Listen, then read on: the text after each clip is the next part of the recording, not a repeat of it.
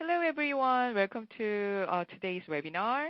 Thank you for joining us today. I'm Dr. Ji-Yoon Lee, licensed psychologist and outreach coordinator at the University of Akron Counseling and Testing Center.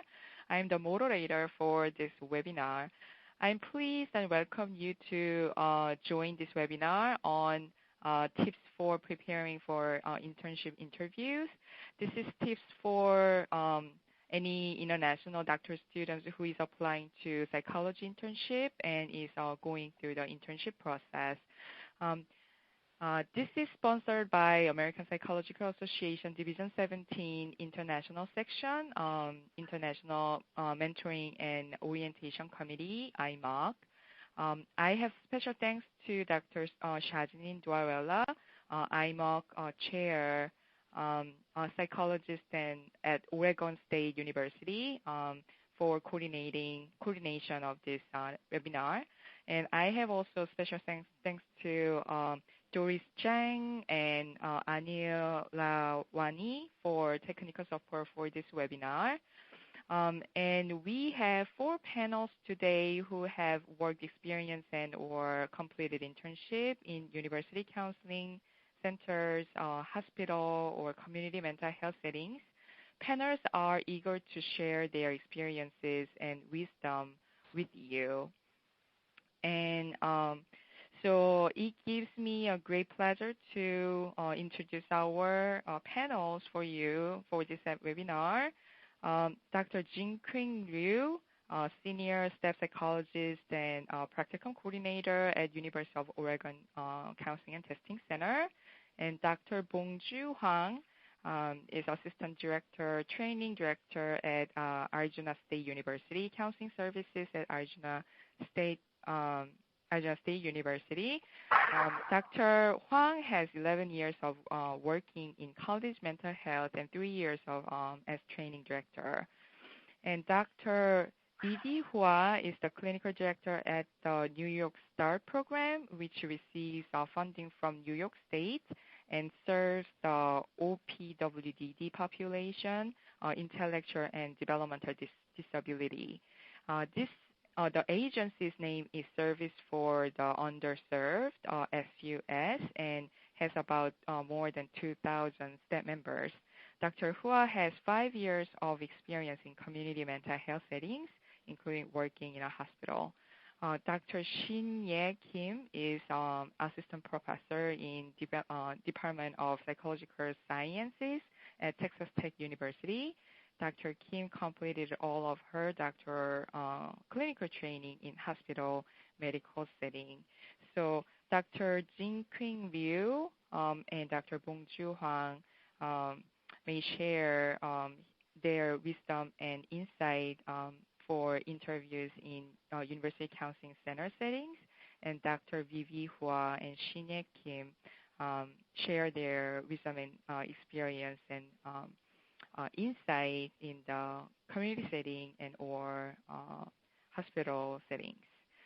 So this webinar is being recorded and will be posted on our IMOC Facebook webpage. So if you have any questions, please post your questions and or email me at jlee3@uakron.edu. So we have 12 questions from people to answer today. So our panels will share their insight and wisdom for you. So let's get started. This is the first question. What are some unique qualities and experience that internship sites appreciate or value in international students applicants? So panels, please share specific to your So based on my experience at hospitals and community settings, the concept of people don't seem to be very familiar with the concept, the term international students, but they don't seem to be aware of what this is actually about. But instead, I think that if you could, if the international student applicant could identify themselves as maybe a person or individual with cross-cultural and experience and with a diverse background. And I think that can relate to a lot of the population that's being served in the community setting as well as some of the hospital settings. Yeah. Sure. So I would not necessarily I think it would be very important to tailor your questions and also how you answer the questions from the interviewers based on the population they serve there. And also it will be important to have a thorough understanding of the program description of the internship program. And so you will be understand and familiar with the terms they use. Instead of international students, that they will be maybe using immigration experiences or people who can speak, people who are multicultural, multilingual, who was able to appreciate the cross-cultural experiences of their clients. And I would highlight and position myself in that regard. Yeah. Sure. Yeah. Thank you. And actually, Dr. Shinye Kim join us. So she's an assistant professor in Department of Psychological Sciences at Texas Tech University. Dr. Kim completed all of her doctoral clinical training in hospital and medical settings. So I'd like to say hello to Dr. Kim. Can you hear me? Yeah, I can hear you. Can you hear me? Yeah. Can you introduce yourself? Yeah, actually, we are the panels answer the second question. So after you are introducing yourself, you can answer also the second question if you want to piggyback. Even if you don't agree or think. Sure. Hi. So I think Dr. Lee introduced me already. I'm a new assistant professor at the Texas Tech University in counseling psychology program, and so I think my master's training was in a school setting, but all of my doctorate training was in hospital medical setting, where I had experience in psychiatry assessments and therapy, as well as a lot of health psychology experience. And I don't know if the question 2 was relating to asking internship director about if they had international or not. I personally think it's really important to ask questions, not only about experience, but also there are certain sites that are not familiar with visa issues, or there are certain sites that are not doing visa related whatever for international students. So they have as international interns. I think that's very positive. Yeah. Thank you, Dr. Kim. And can you a little bit volume up? When you are speaking. Yeah. So if you have any ideas about or answer number 2 question, and you can add that kind of breaks your onto it. release with you. Sure. If the group is highly cohesive, you'll Hello? the other members. Yeah. Hello? Hi. This is Jingqing. Can you hear me? I want to hear you. Oh, yeah. Dr. Jingqing Liu, right? Yes. So another panel join us, senior staff psychologist and practicum coordinator at the University of Oregon Counseling and Testing Center. So we started, and the panels answer the second question. So you can introduce yourself and Okay. Those I was on the phone for the whole time. I think you already have. Oh, I see. Okay. So, hi, everyone. My name is Jingqing Liu. I'm staff psychologist at the Oregon Counseling Testing Center. I graduated from University of Maryland College Park for my doctoral degree, and after that, I did my internship at UT Counseling and Mental Health Center, and then after that, I did my current job. So I've been in College Counseling Center for 4 years full time, and I'm also involved in the student committee under the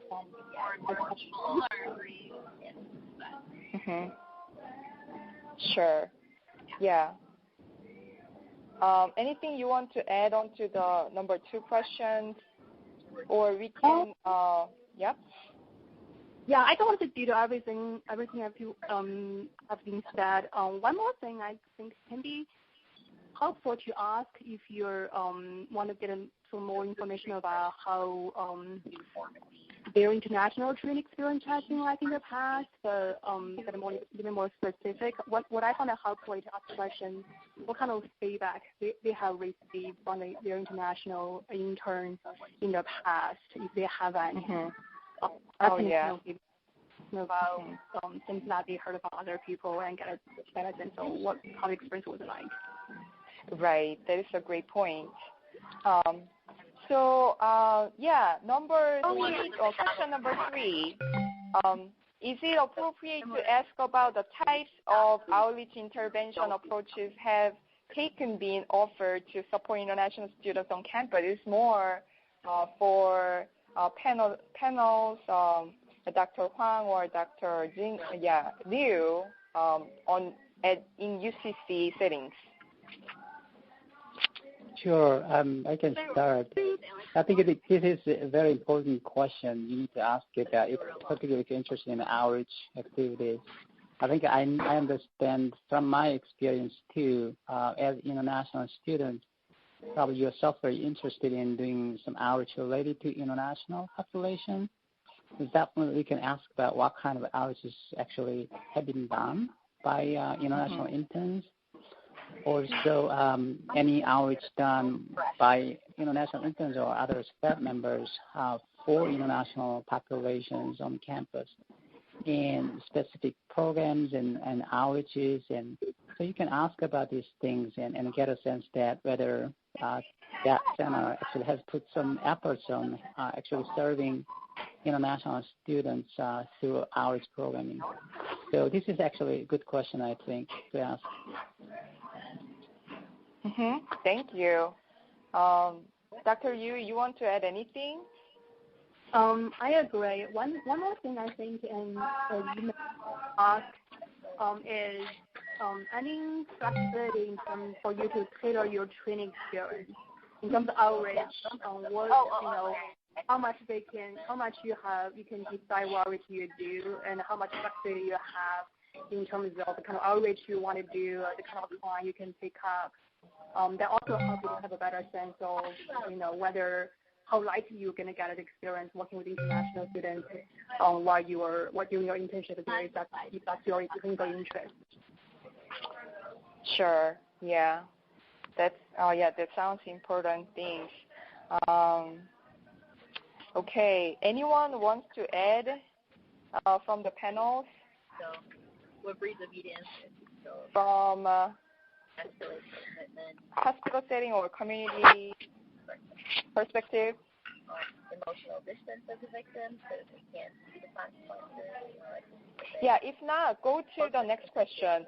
How do I assess the multicultural racial climate, especially xenophobia or racism toward international students at site during an interview or while talking to interns? So there's a base soloized if they know. This is Vivi, and I think this is a very great question because this is also something I particularly focused on when I was doing my interviews, and to help me determine whether or not it would be a good fit for me. And that's based on my experience during the Practicum's externships. And so I think it is, through, when we all read the program description of the internship program, and a lot of places, especially hospital settings and community settings, they would, I think also nowadays, today's climate, and also for clinical training, a lot of programs they would highlight, and they would even stated that they welcome applicants of diverse backgrounds and of different language capacity to apply, and also they have a strong focus on multicultural training. And that is one thing. And another thing is that once you're invited to go in for interview, and I think you will be able to see for yourself if they are really not just talking the talk, but also walking the walk. And I have an interesting experience during the interview. It was a group interview at a state children's hospital in a different state. And so it was a group interview with 7 psychologists sitting across from 7 applicants. And actually, I noticed there's only one psychologist of color on staff at that time. And the psychologist on staff of color on staff at that time, she was actually sitting at a corner of the whole entire staff.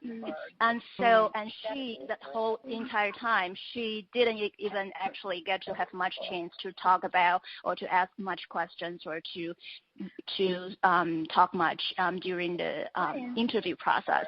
And so for me, that was a striking and a very salient example for me to see for myself that even though that program, before I went in person for the interview, that I thought, okay, it seems like they are likely to have a strong focus on and also reception to multiculturalism. But I'm not too sure if that's the case when I actually went there to see for myself. But maybe it's just one of the aspects that I saw. Maybe there's other training activities and curriculum there that I haven't experienced, I did not experience, and then maybe actually not so such a valid presentation or representation of their respect and also sensitivity to people with diverse background at that time. But I think just look out for examples and, in terms of interaction, even among the staff psychologists there, and what kind of vibe, what kind of atmosphere that's being conveyed in front of your eyes. Yeah. Sure. Yeah. It's a great point. And anyone else from the Dr. Kim? Well, I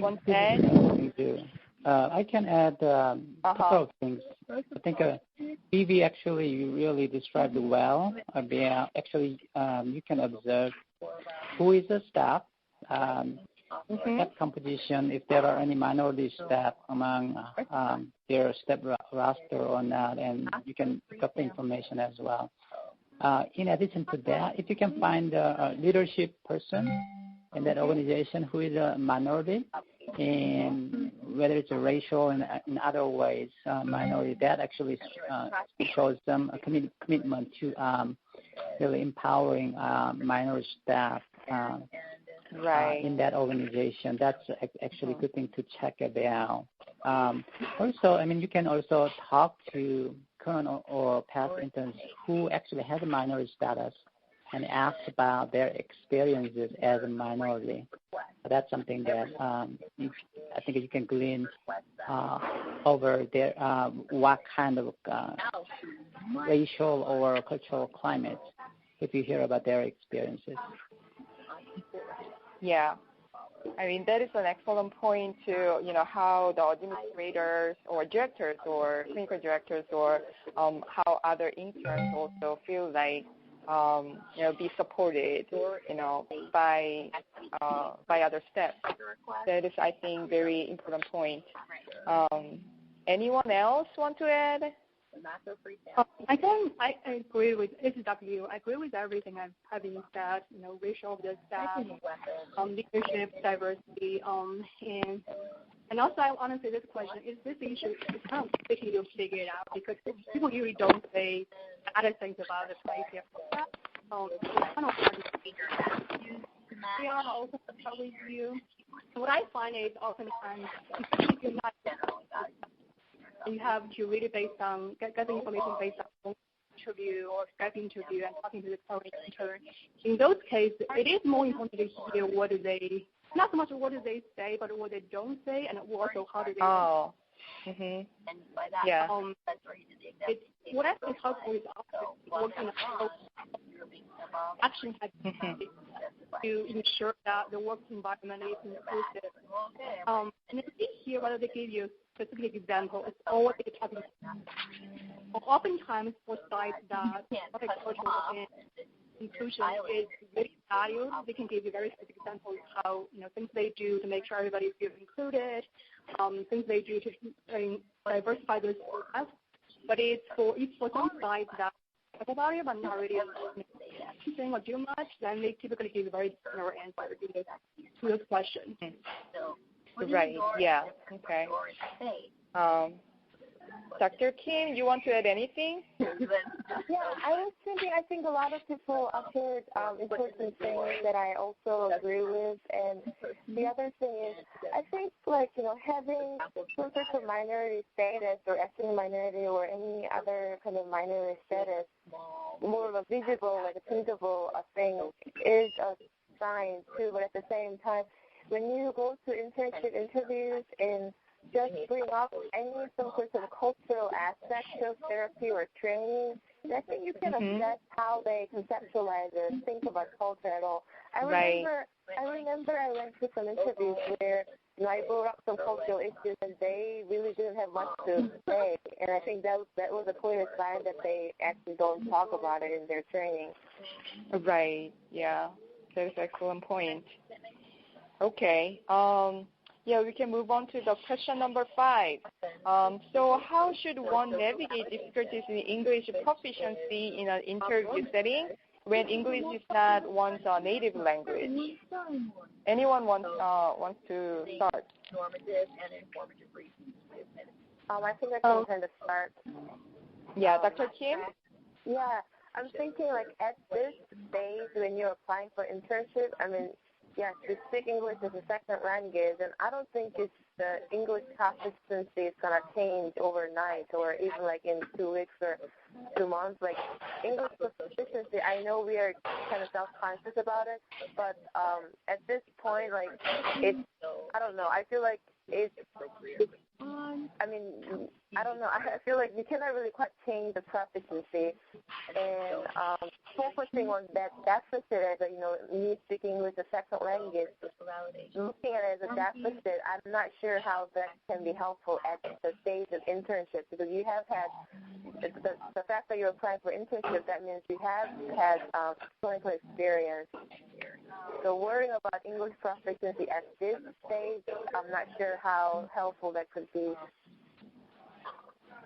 Sure. So you're saying that do not worry about English proficiency, having other great values might have the applicant has. Yeah, I'm not sure if it's about don't worry about it. I think even if somebody says don't worry about it, I think we all worry about English proficiency. Yeah. I guess what I'm trying to say, yeah, at this point, it's not going to change much. Okay. Well, I think that this is Dr. Hua. I think at least during the, I think it's important as a non-native speaker to prepare, especially we are not speaking English as fluently as native speaker. It's important to prepare to some of the potential interview questions ahead of time. And also it would be helpful to prepare how you are going to approach and address different types of questions. And then maybe write down the answers, and then also do a couple of mock interviews with your professors, with your advisors, or with your peers. And I think that more or less there will be some overlap in terms of the questions that you eventually encounter in the interviews. So I think that the preparation, the degree of preparation, and also the thoughtfulness that put into this would actually help applicants better prepare and to feel more calm and feel more relaxed about the interview, and especially to express themselves in English in a pretty stressful setting. But also I think as the previous Dr. Kim said, we tend to be very conscious about the language issues. But also, if it is the right setting for us, we can feel the level of ease during the interview. And so we can understand how the interviewer approaches in terms of our accent, in terms of our pronunciation and things like that. Are they really bothered by our different accent? Are they bothered by our pronunciation issues? Or they are actually genuinely interested in knowing you as a clinician, as a trainee, and to really get to want to know more about what you have to bring to the table clinically and in terms of doing psychological evaluations. So I think it is all of these is a very clear indication to let you know if it is a good fit and right setting for you. Right. Yeah. Excellent point. Yeah. Yeah. Yeah, I agree with you, especially doing mock interview with your peers or any seniors, previous interns, or that will be helpful for preparing for the interview to manage your anxiety during the interview. Yeah. Anyone else? I can add a couple of things. So as everyone pointed out, if you speak English as second language, there is going to be some accent issues, and so that's unavoidable. So I think the main key thing is, for me, accuracy matters.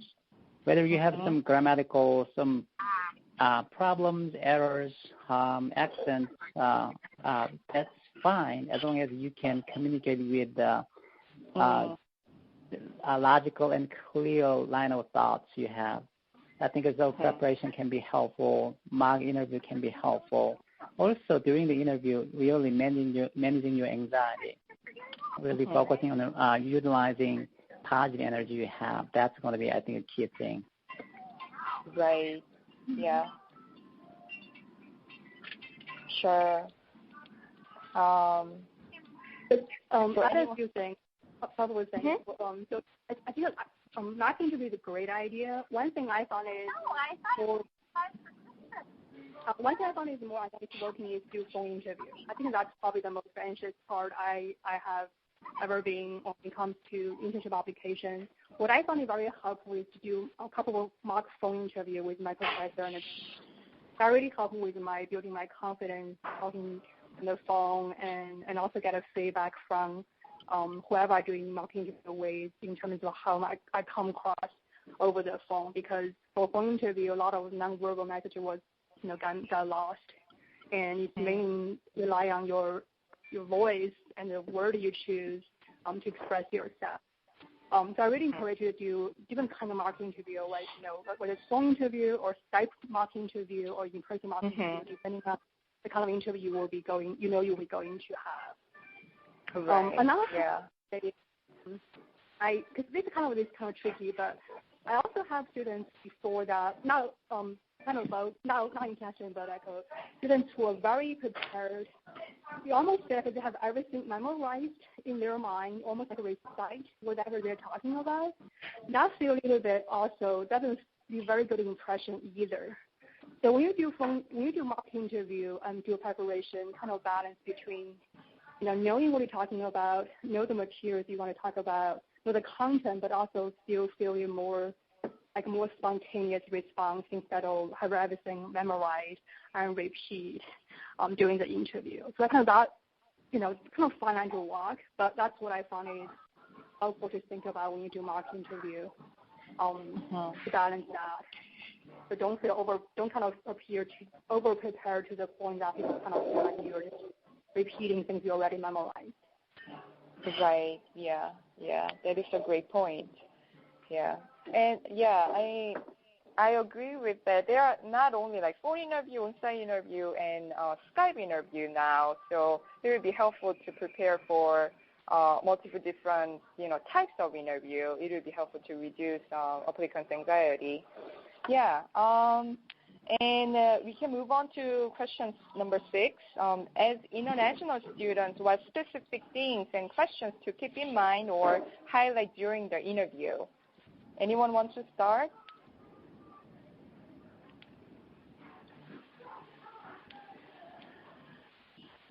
Well, I can start this one. I will start with you. I think the main thing is really to remember and highlight your strengths, things you bring to it. I think I've been mentioned before, not the bicultural experience, not experience. If you're bilingual, trilingual, different language you can speak, that would be great asset to the English side. Or even just kind of the fact that you will be you will be bringing to diversity your own unique experience, cultural experience, the training side. Really thinking about what kind of some unique things you can bring and how the things can be beneficial for their training side. I think that's one thing. When I think internationals, we sometimes get so caught into something with, language or cultural barrier, whatever we've been told during our training. We forgot that actually we do have a lot to offer, both as a clinician and also as a trainee. And that's something that we really encourage everyone to think about and then to prepare to kind of talk about those parts. Sure, yeah. So highlighting applicants' strengths. So what the applicants can offer to the center. So anyone wants to add on to it? So this is Bong Joo, and I think Jingqing described well about things you need to keep in mind. I think that will help you boost your confidence going through interview process. I think you need to remember that actually a lot of sites are they are wanting to have international interns in diverse cohort of interns, and particularly honestly, international interns are actually they're really liked and needed, and for many actually university counseling centers. I don't know community and hospitals, but it is true for university counseling centers. So you need to remember that. And like I said, again, remembering all those strengths and contributions you can bring to the program, and keep that in mind. Also, again, managing your anxiety going through the interview is going to be, I think, a key thing. Sure. I think the one thing that I want to add is, as much as they are interviewing you, you are also interviewing the site. I think keeping that in mind might help you feel like you are also, deciding where to go, not that, you are always waiting for the chosen. I think that would be important too. Sure, that is a great point. So I agree with what other people just mentioned, that it's important to always remember that we have definitely some advantages over non-international students.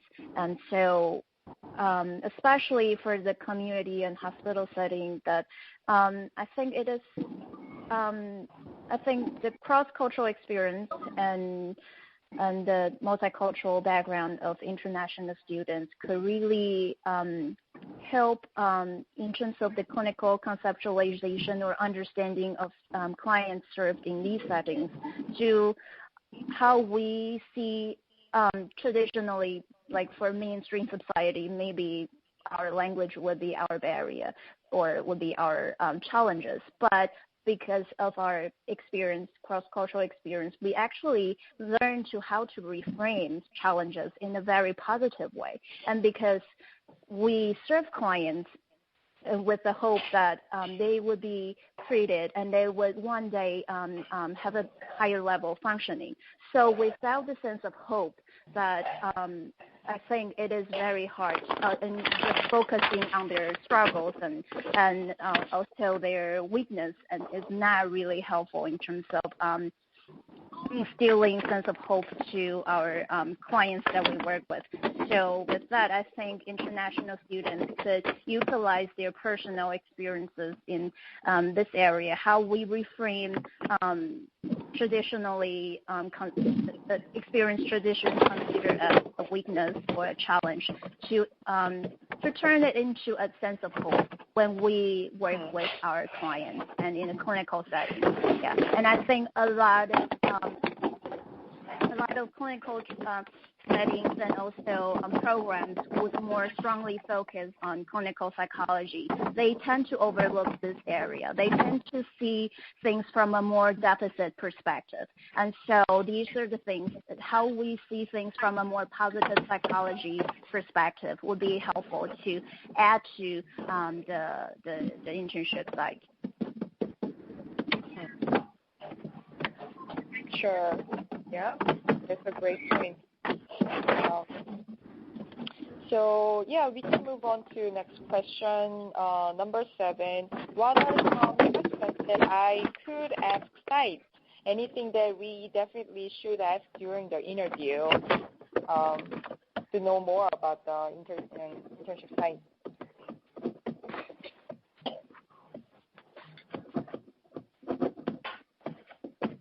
Anyone wants to start?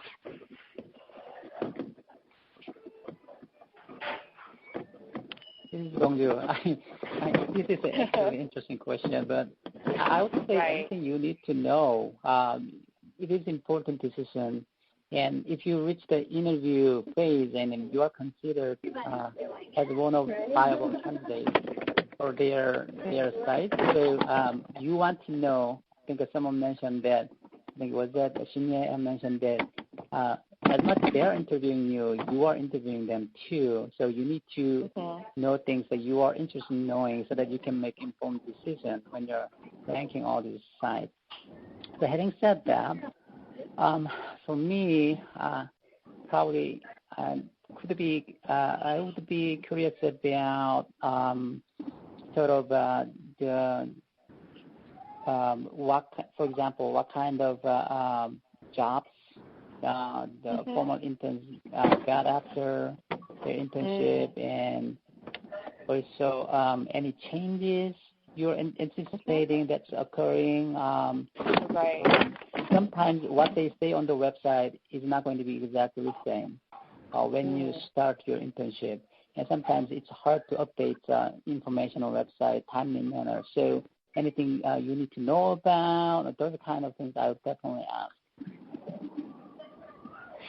Yeah, so anything, the recent changes at the site, and if the applicant doesn't get any information from the website, so definitely it is a chance to ask those questions. I think for any applicant for the internship, I think it is important to, before the interview, to really ask yourself what kind of internship experience you would like to get during this year. And so based on that, in terms of clinical experience, therapy experience, psychological assessment, and even teaching experience, seminar, training activities, these things that ask yourself what are the skills you would like to develop further during this year. And so also read the program description thoroughly, and then to ask very informed questions about what you read, and also ask follow-up questions in terms of things that information you're interested in knowing. Yeah. Yeah, that's a great point. This is Shinye. I'm also thinking that try to avoid questions that are available online or any other like resources, so that showing that you have had some homework, I think, is important. And the other thing is preparing a list of questions that you want to ask for sites in a more generic way is fine too. But I think what makes certain applicants stand out is if you have very specific questions about that specific site, about rotations or a very specific experience, they think that as a sign that you really are interested in their site. So not only do you have to prepare for the generic questions for any site, I think you really have to think about what specific question that you want to ask for a very specific site. Sure, that is a great point. I agree with everyone you have said. And one thing, what I found is important to get information from their website is what kind of a culture is the center. It's like, what relationship they have among their staff, between staff and the trainees, or whether interns will treat as, part of their staff or more like more kind of separate, doing your own thing. So kind of get a sense of how you feel like to work there for a year. That's important. You will be there full time for a year. What kind of relationship you can with people you will be working with? That's something I need to get a sense of. Oftentimes they get a better sense when you're talking to their staff interview. Yeah, that is an important point to learn about the organizational structure or who the interns work with, especially so it is for a year. It can be a long time for who to work with. So it's important to know about the people at the center.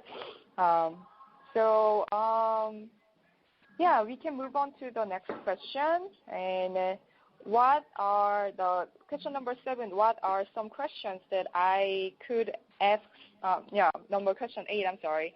Are there any questions to prepare for as an international student, or any common questions that international students are asked?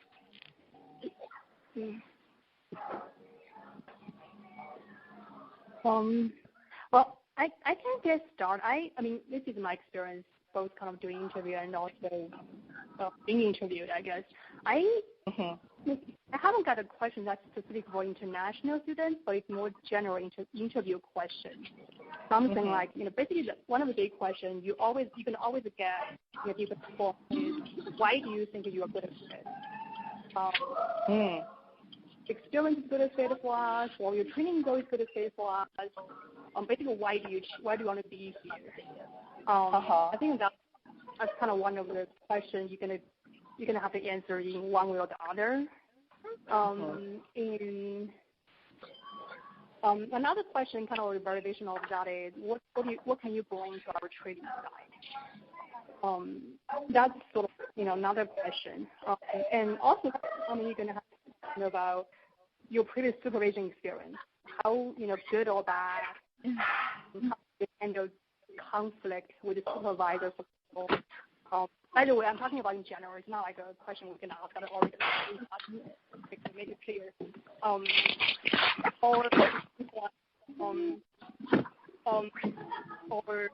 how do you relate to your peers? So they also want to get a sense of what person you are, whether you're a team player or not. And something comes from.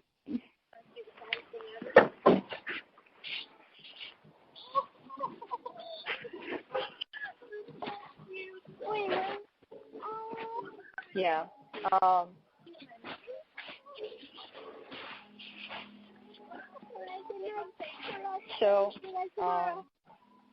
Okay, anyone want to add?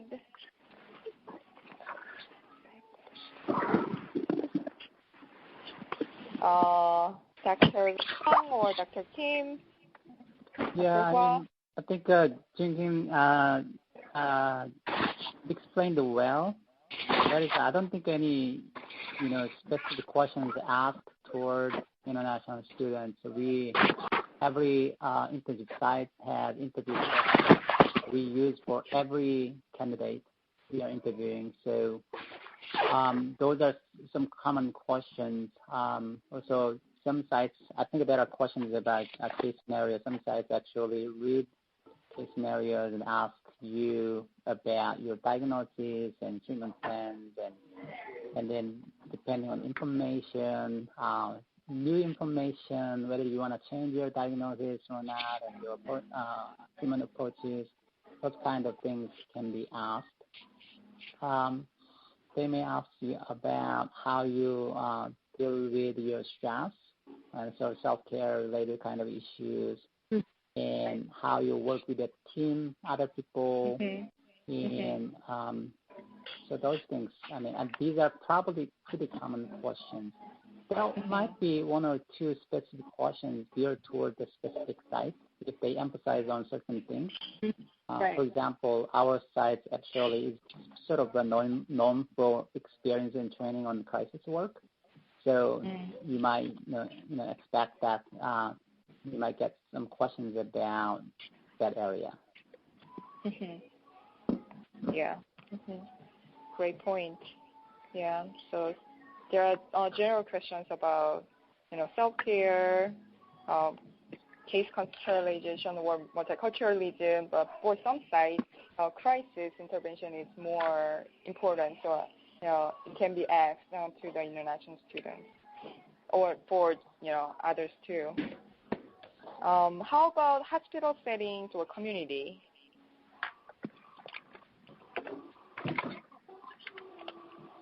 What question are we doing right now? Yeah, number 8. So are there any questions to prepare for as an international student? Any common questions?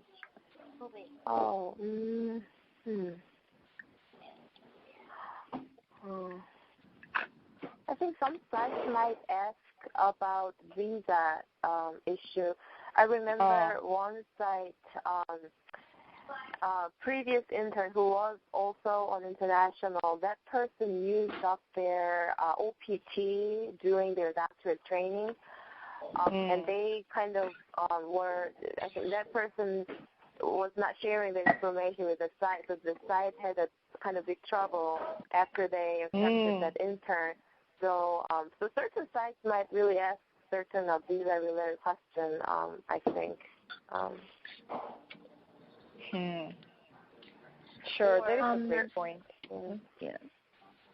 So for me, I think I was going to mention visa-related questions, but also since OPT and after that, OPT is only 1 year, and then after that, you need to find a job or a placement that would sponsor a work visa for you. And so I would be actually interested in asking the internship side to see what is the likelihood in terms of, or what's the tradition, do they hire, if there's an opening, would they hire interns who graduated from the internship program and to keep them? And because I think it is difficult, especially in clinical setting, it is difficult for a new setting to want to invest in the money and also the human resources manpower to actually sponsor someone who they just newly hire. So if it is more likely for if they actually know a little bit about your field work, your clinical capacity and skills, and then it is more likely to for people who is able to sponsor you for work visa. And so it will be unless I remember it was a huge struggle for me at that time when I was looking for a new employer to sponsor me work visa. And so what ended up happening was that I was able to find an agency that really was looking for my language skills, especially in the early intervention settings. And for children 0 to 3, 3 to 5, and there's a huge need and demand for services, bilingual and multilingual clinicians in this field for 0 to 5 years old. Yeah. So So I think that thinking about what is the likelihood for a new employer to invest all of these to for you, and it is what would they get out of sponsoring you? If they do not really know what they can benefit from you right away, it is not as likely for them to sponsor you, not knowing what your clinical capacities would be for them. Yeah. Okay. Yeah. It is a great point, and especially I do like to ask Dr. Hua about it is great to ask the question during the internship interview process or after getting matched with the site about the visa issues or about the visa issue. I think not necessarily about the visa issue for me at that time, but because I was able to use OPT. But I think I would not ask that question in a way that it is an imminent thing that I would be looking for during internship year. But I would after match, and then I would actually pose it as a question. Actually, I'm not too sure, but I think it's important to know about the possibility of being retained as a formal staff member after internship. Yeah. What is the tradition of the internship side to do that? Yeah, and especially for clinical and community setting, they don't usually hire people with international background. So they really they are not likely to know much about the immigration process. So there will be a lot of education and a lot of information that need to be provided from the international student or trainee. Yeah. And so it is a very difficult process, at least for me at that time. Yeah. Yeah. Yeah. I really appreciate Dr. Hua's unique experience in the community setting, and it is very unique challenges you may face to get matched in the community setting when you pursue it, especially it's not common or to hear from someone who get matched in the community setting about sponsorship, likelihood of employment after that. So I really appreciate your highlights and your wisdom.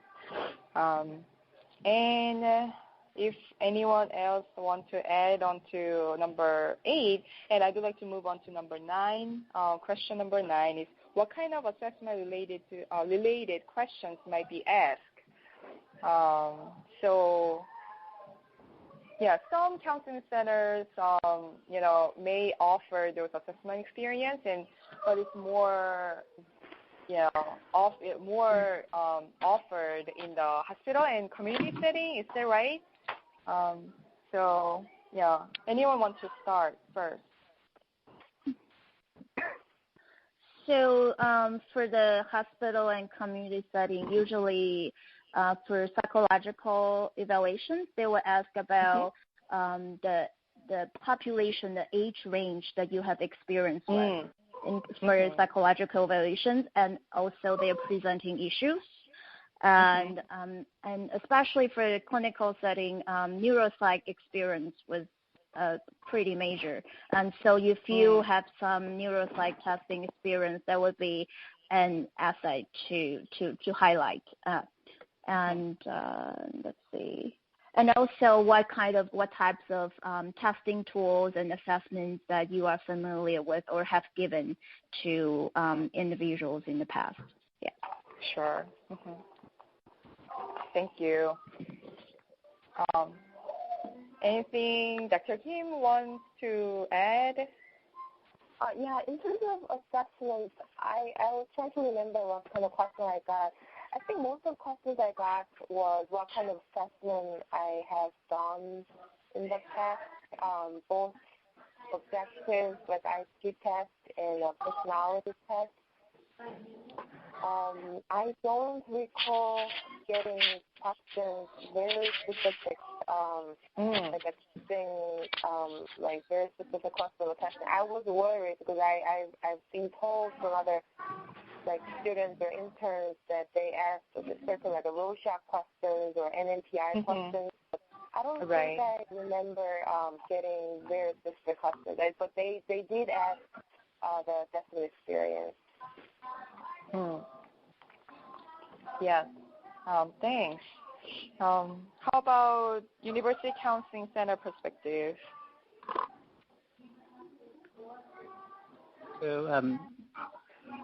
So from my experience, long time ago being interviewed, also going through some intern selection search experiences many years. Actually, I was never asked about assessment experience, or I never asked any assessment experiences, because we can look up EPI online application form, and we can see what kind of assessment experiences candidates have. And particularly many of university counseling centers do not focus on assessment a lot, like you shared. So as long as they candidates have some class and some experience, that will be okay for the most part for university counseling center. Sure. Yeah. Honestly, I agree in terms of the psychological testing. My experience has been less likely come up during interview. It's more likely come up is during clinical interview, working knowledge of DSM diagnosis, and also doing risk assessment. I think that's more, if you will talk about assessment in general, that's more the questions you get from during the interview if you're apply for University Counseling Center. Sure. Yeah. Yeah. Some centers offer some services of ALB, ADHD assessment in the university counseling setting. So someone who have experience with Wilcox Johnson, that would be helpful for gain more assessment experience in the internship training. We can move on to question number 10. Yeah, is there a lot of focus on case conceptualization and diagnosis for hospital, community center, or university counseling center sites?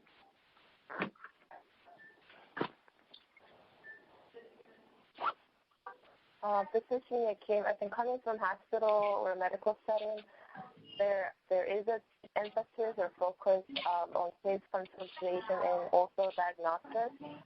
For example, I think most of the site interviews I had, they all asked about the case conceptualization, and I remember also one site, the way that they did interview was they showed psychotherapy videos that they have collected for their own research. And they showed, let's say, 5 or 10 minutes of the psychotherapy process, and then you have to really analyze the whole therapeutic action in the video, and you have to do a differential diagnosis. So I would say that those things are important. Sure. Anyone else? Well, I can speak a little bit about the. Go ahead. Don't you want to go first? No, you go ahead.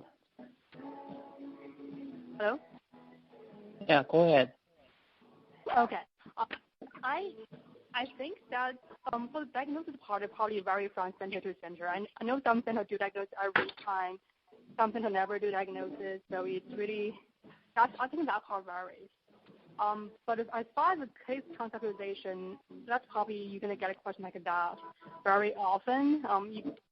You may look, as far as how you look like, it could be like you're giving a case vignette to do a case analysis, during the interview, or you could be they ask you a case example to show how do you conceptualize the case. One way or the other, like you're going to have a question now for them to assess how do you conceptualize that case in a clinical setting. If it's a case example, you prepare first. You prepare on your own and then present it.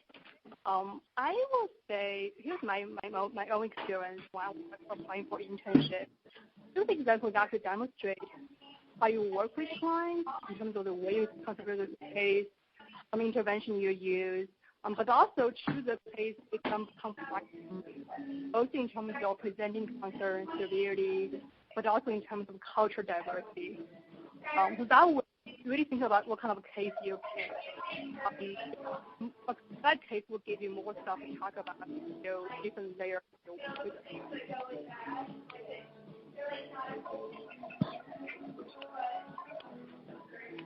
So that's my 2 cents. Mm-hmm.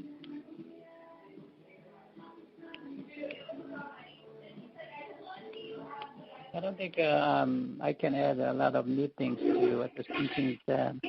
I think it's not a bad idea to be prepared with the case examples you can talk about, like the component that Jingqing talked about. You can show that you have a complexity of thinking and conceptualizing cases, understanding where the client is coming from, what kind of issues they're dealing with.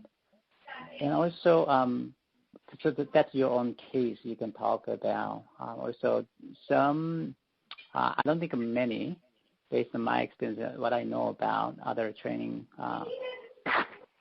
centers, some maybe internship sites ask about the case they are prepared with. They prepare some cases and they ask you to conceptualize what's the problem, what's going on, what kind of questions you need to ask, maybe diagnosis, maybe also treatment plan, how you deal with it, those kind of things. So I think it's not a bad idea to be prepared your own case and also prepare for potential cases presented to you. Yeah, I agree with the other panelists. I think case conceptualization is a very essential part of the interview in any internship based on my experience. And also the diagnostic process, especially for the hospital and community mental health settings. And definitely prepared to talk about 1 or 2 therapy cases, maybe different diagnoses, different presenting issues, and maybe different age ranges if you have experience with a wide range of population.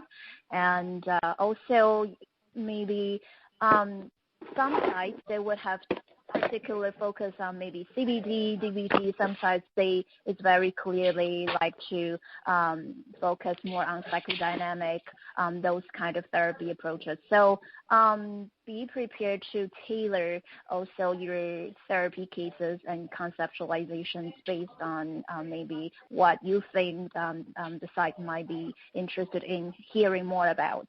But I think any internship site, if they are open-minded enough, they would still like to hear about even if your clinical approach would be different than theirs. I think that they would be still interested to hear about how you approach the case.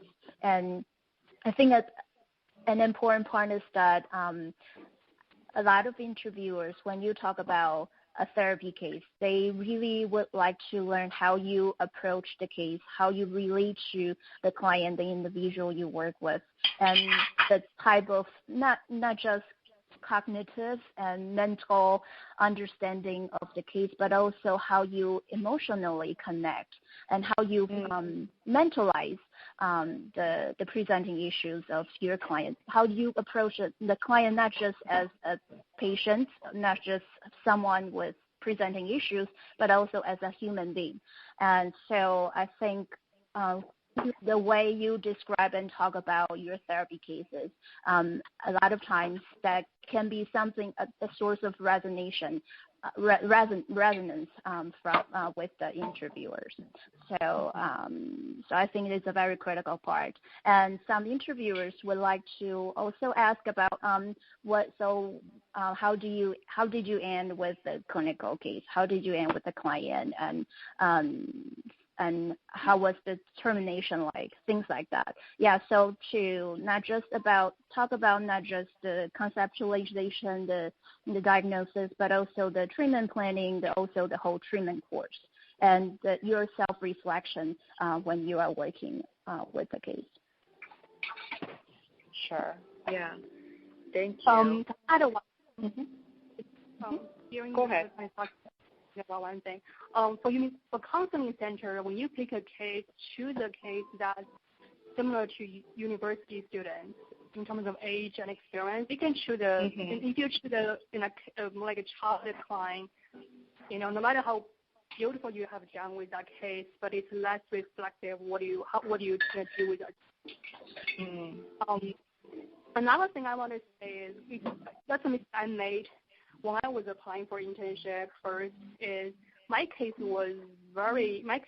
example was very long, and just knowing that depending on the center, depending on the site you apply for, they can give some time between sometimes 5 minutes to 10 minutes as a maximum for talking about a case.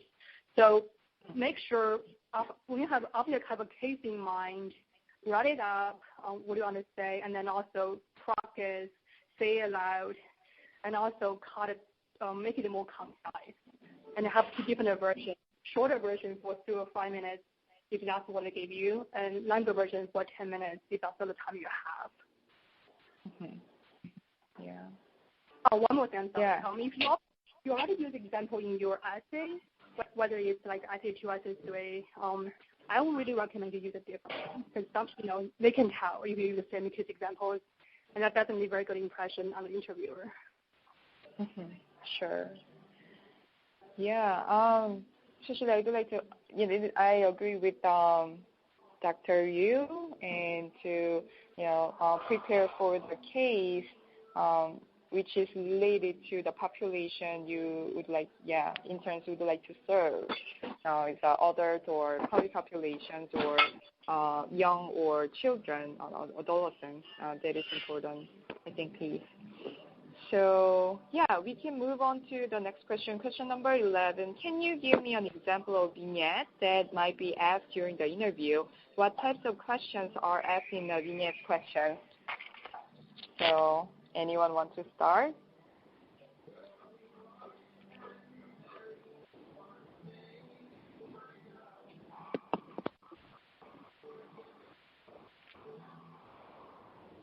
Well, I guess I can start.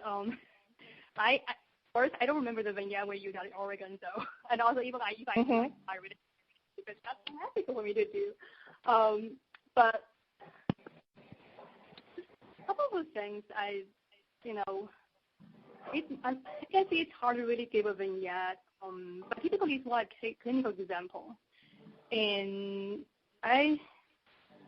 what I remember from my experience in, doing interview for internship, how we interview all the time, by the way. Sorry. And I think a lot of them have some component of crisis intervention. They kind of, take your case typically have some crisis component. They will not tell you that. It's kind of like it will be important for you to be able to raise to the line, pick up on the cues that indicate that maybe it's something that's for risk. Not every case, so it's more often than that. There's some risk that need to be assessed. And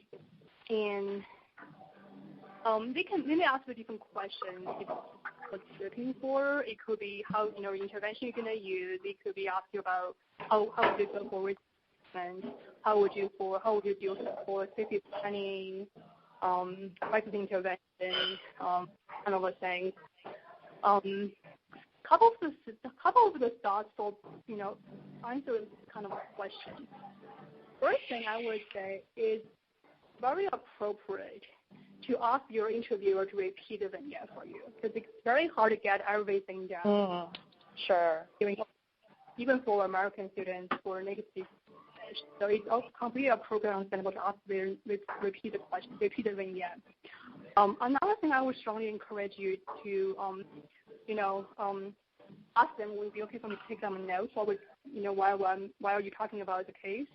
And most likely they would say yes, and then you can take some notes while you're hearing the case vignette and while you're talking, and then so some important things you want to remember to come back later. You answer the question. Another thing I would say, really listen to the question they ask, because it can be, you really can vary pretty, can be very different for different sites. Some sites might ask you about, crisis intervention, safety planning. Other sites may really ask you how do you work with the client if the client is ongoing. Really with the organization, the typical intervention of therapy, treatment outcome, even like how do you reflect on, sort of things that what kind of reaction may have a client if that were your client and all the things. We'll focus on like a sort of therapy. To really hear what kind of questions they ask and respond to the question you ask. So that's kind of something comes to my mind. I'm sorry, I can't really give you the answer. So do you know what the sugar is? Do you know where like the giant bags of sugar? Yeah. Because I'm a piece of garbage. Can you get one for me? Anyone want to add? I actually really came across vignette in interviews. The only vignette I came across during internship was a vignette for psychological assessment. And so basically it was provided in a written format. And basically it described the presenting problems, presenting behavior of a child. Usually it's for that time, the child was described as someone who has some hyperactivity in attention and impulsivity, and so issues. And so the questions asked was, what test would I give to the child, and also my rationale of giving these tests to the child. Yeah. Sure. Yeah.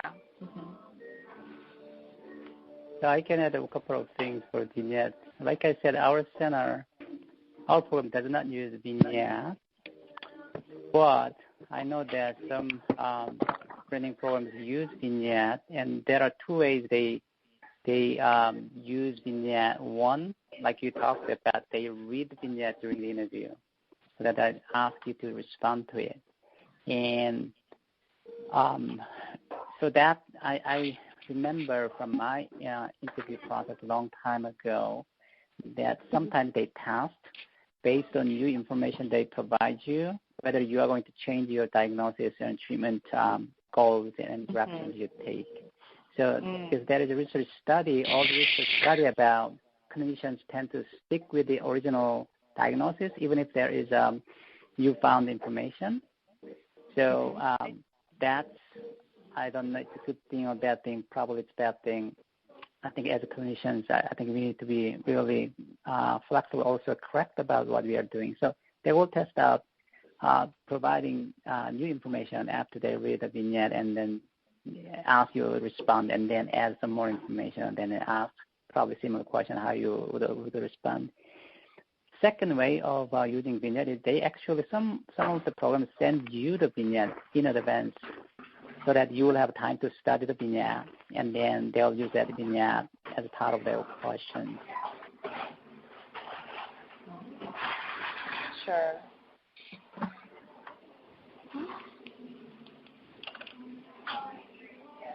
Dr. Kim, you want to add anything? I'm still thinking, but I think Dr. Hwang made a good point. And in terms of how I got interviews, I don't think I had any specific vignette per se, but as I said before, I had to do a video. I don't know if you can call it vignette, but I had to watch two different videos, and I had to do all sorts of diagnostics, different diagnostics, and then you have to analyze the case from different orientations, and then you have to think about the therapeutic alliance or lack thereof. So for me, I don't think I had a vignette interview, but I had to do a video interview. You had to watch certain video, and then you had to talk about it with the interviewer.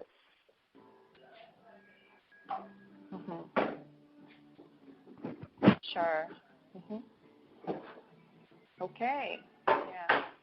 We have 5 minutes left, and we have one more question to go. The last question is how to respond to a question regarding weaknesses or area of growth.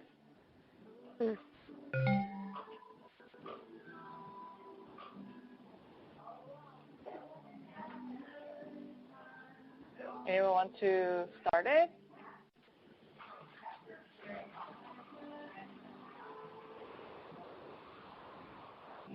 I can start.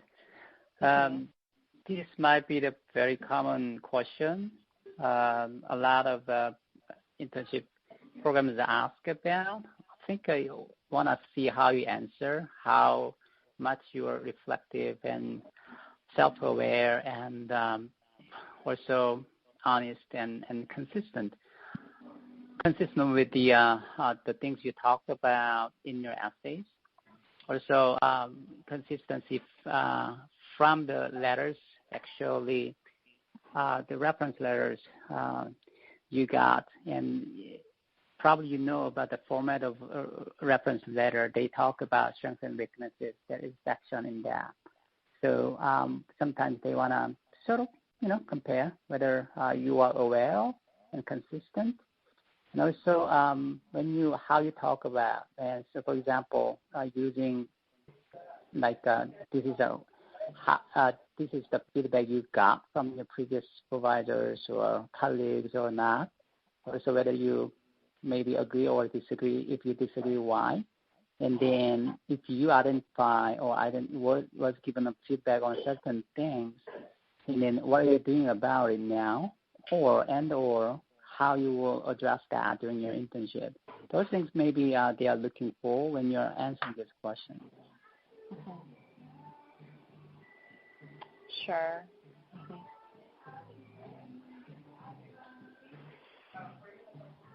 Yeah. Anyone wants to share? Mm-hmm.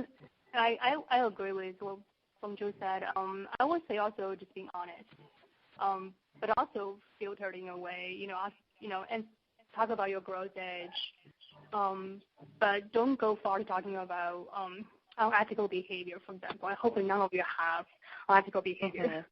Mm-hmm. So talking about something that you're working on, talking about how you've been working on it and making progress. And so it's kind of a fine line to walk, but I think it's really this question really needs feedback from your peers and your professors when you answer the question. I think it's helpful to hear from them about what do they think of your answer, and maybe modify based on their response, based on their feedback.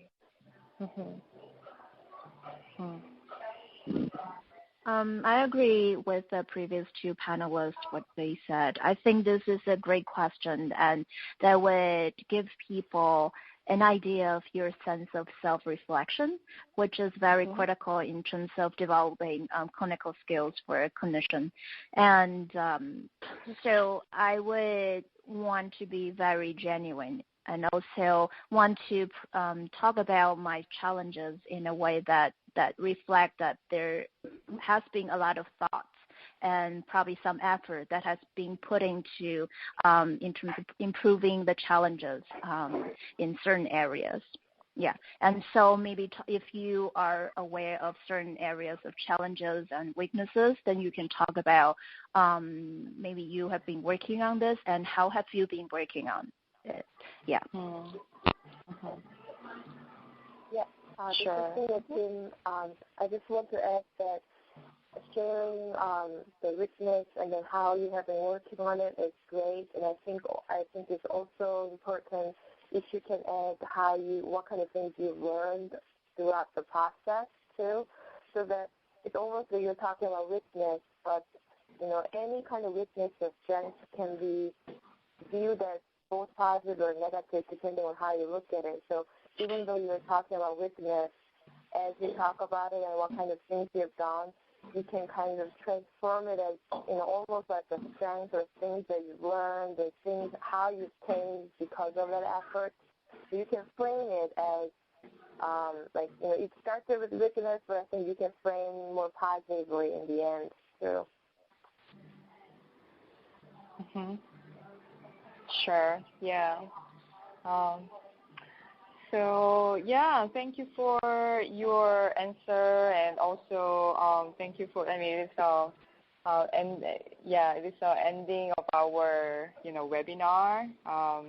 So I really appreciate all panels to share your insight and wisdom for preparing for the internship interview for internal applicants. And also I really appreciate the audiences who participate in this webinar. I hope that this webinar will be helpful for preparing for internship interviews for your matching process to kind of prepare for your interview and also to manage your stress or manage your anxiety in the process. So thank you all. Anyone want to add anything more about it? Well, I just want to say it's great from us as well. And also just want to say good luck to everyone who's applying for internship today. It's a stressful process, but you can get through it, and preparation and will really help you to, get to the site you want to be at. Good luck. Sure.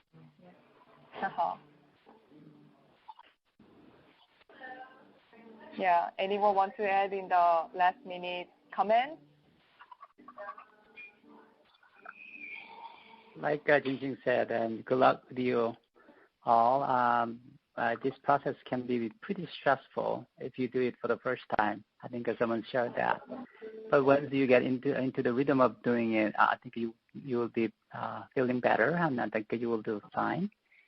I will just focus on positive things when you're going through the interview process. Something that makes you happy, passionate, and utilize that energy, positive energy during your internship interview. I think you have to show that you are passionate, you are positive, you are really interested in that site. Good luck. Yeah. I also want to wish all of the applicants in the audience the best luck during the interview and match process. And it is a very strenuous and daunting process, especially for international students. But I do think this is a good training process for all of us. Mm-hmm. And I think in particular, the first couple of interview might be a little bit stressful, but after that, as Bong Joo said, that you would get into the rhythm of doing this, and then you would start to, I think you would start to show more confidence in the following interviews, and then you would be able to have more space to even watch out for signs during the in-person interview to see if that site is a good fit for you. I think no matter whether, in terms of the ranking or in terms of how most people see each internship site, I think it is eventually up to you to see if it is a good fit for you. So it's important to ask yourself what kind of experience you're looking for in internship, and then you ask questions that will really help you to make an informed decision eventually. Sure. Mm-hmm.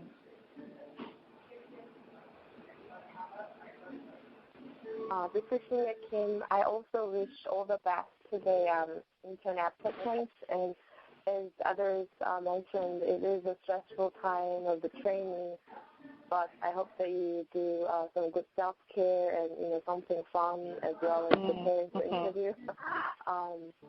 So good luck, everybody. Thank you. Yeah, it is. Yeah, thank you all for the panels, and thank you for your time and your wisdom and insight. And this webinar is come to the end. So, it's time to say goodbye. Thank you for moderation. Thank you for moderation. Yeah.